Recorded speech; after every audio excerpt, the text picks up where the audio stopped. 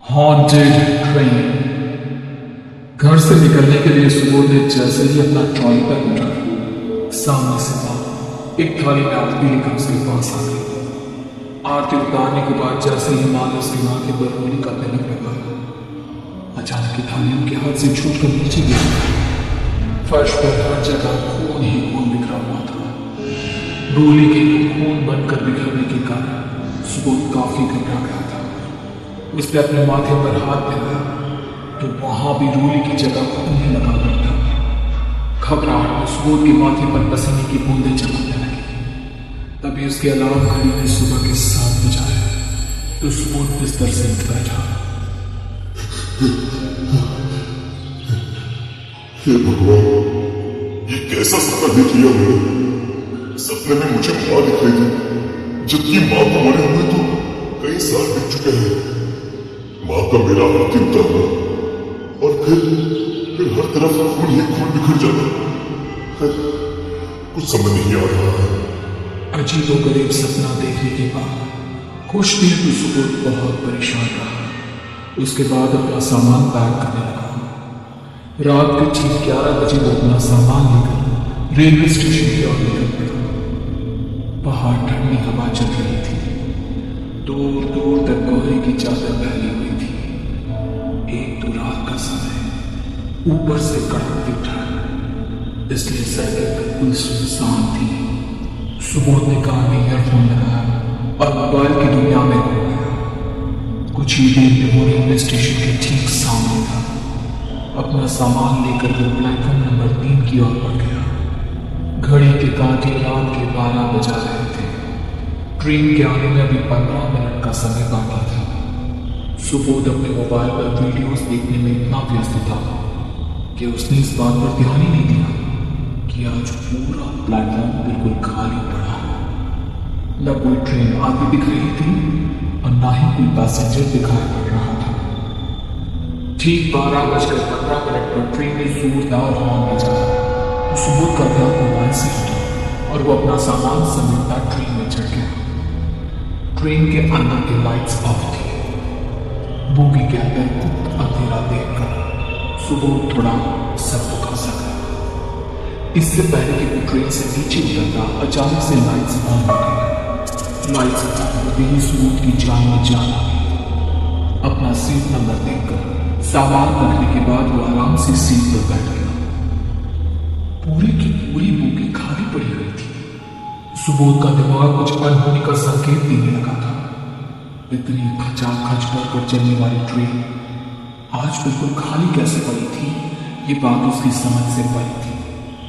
तभी उसने देखा एक औरत 2 बच्चों को हाथ पकड़े चली आ रही है। वो आकर ठीक सुबोध के सामने वाली सीट पर बैठ गई।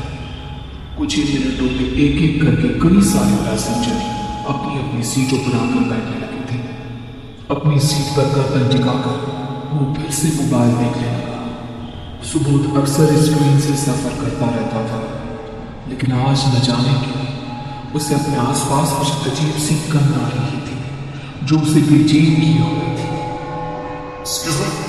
आपको कुछ अजीब सी बदबू नहीं आ रही है? ऐसा लग रहा है जैसे कुछ जल रहा है, जैसे कोई कपड़ा जल रहा है। कपड़ा नहीं, मांस के जलने की गंध है ये। मांस के जलने पर कैसी गंध आती है जानते हो ना तुम? ये कैसी बातें कर रहे हैं आप? किसका मांस जलेगा चलती ट्रेन में? मांस जलने पर कैसा लगता है पता है तुम्हें? पहले चमड़ी जलती है, उसके बाद खून जलकर राख होता है और फिर उसके बाद मांस जलता है।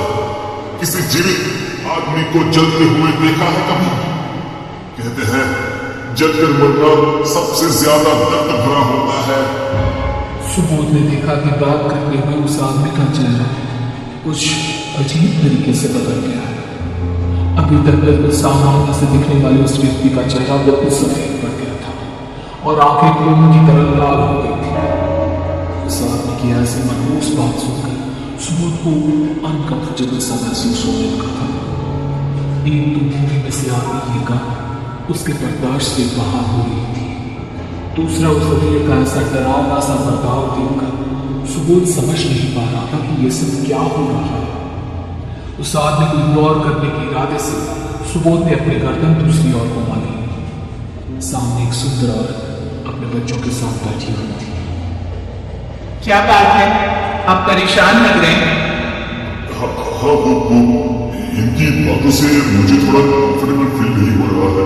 मतलब ऐसी बातें कौन करता है? मौत कभी भी कंफर्ट के हिसाब से थोड़ी ना आती है। जिसके नसीब में जलकर मरना लिखा हो उसे वो दर्द भोगना ही पड़ता है। अरे यार, ये सारे साइको लोग इसी डब्बे में भरे हुए हैं क्या? कहाँ फंस गया आज मैं? सुबोध कुछ कह पाता इससे पहले ही टीटी वहां आ गया। अजी, टिकट दिखाओ। ये लीजिए सर। मेरे होते हुए कोई भी बिना टिकट के यात्रा नहीं कर सकता है। आज 23 जून है और तुम्हारी टिकट पर 21 जून लिखा हुआ है। जुर्माना भरना पड़ेगा।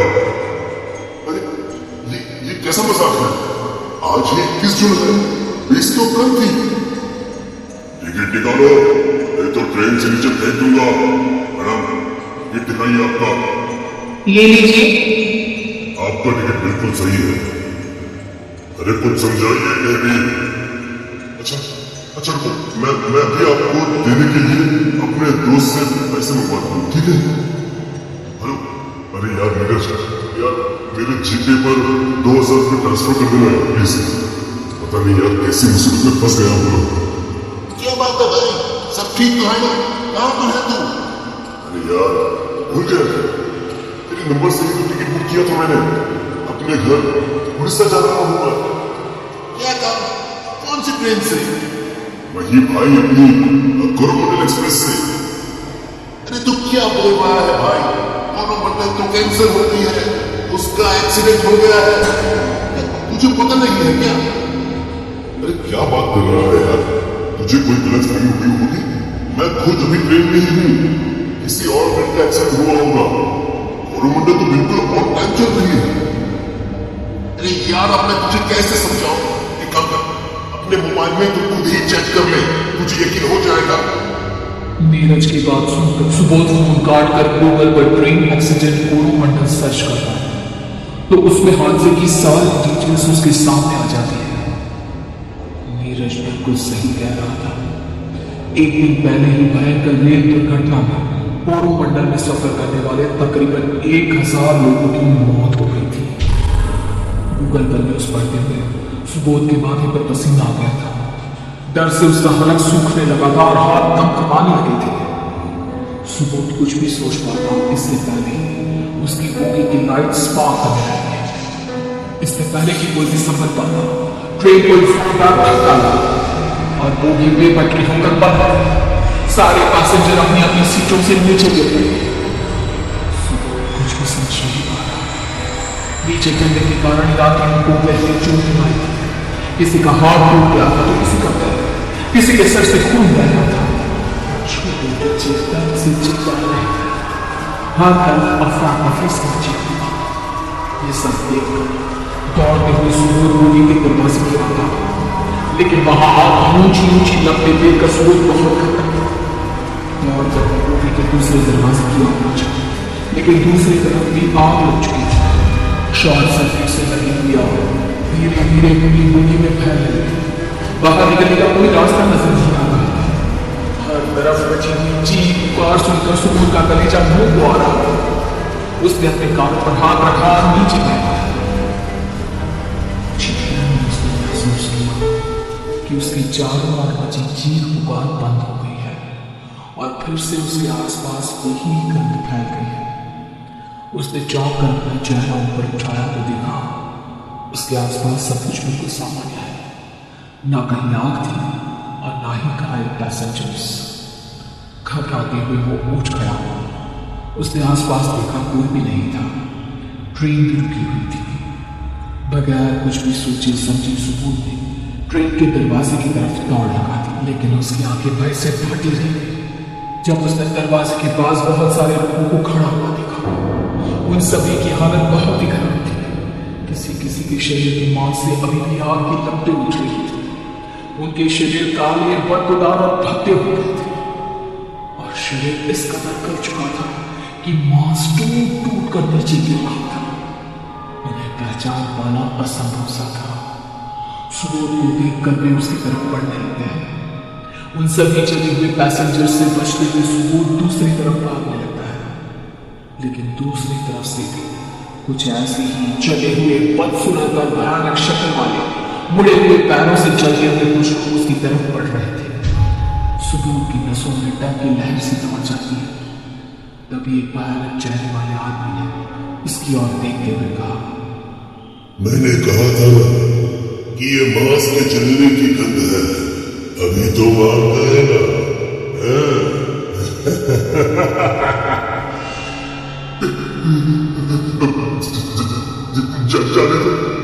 जाने दो मुझे, मैंने क्या बिगाड़ा किसी का, जाने दो मुझे। हमने भी मौत मारे गए थे, मौत सबको चुनती है। कल हमारी बारी थी, आज तेरी बारी है। सुबोध के लाल विनती करने पर भी वे सभी पैसेंजर्स उसे नहीं छोड़े और जलते बदन के साथ सुबोध से लिपट जाते। सुबोध के शरीर में भी आग लग जाती। सुबोध की दर्द से भरी हुई चीखें उस में तक गोली में गूंजती रहती।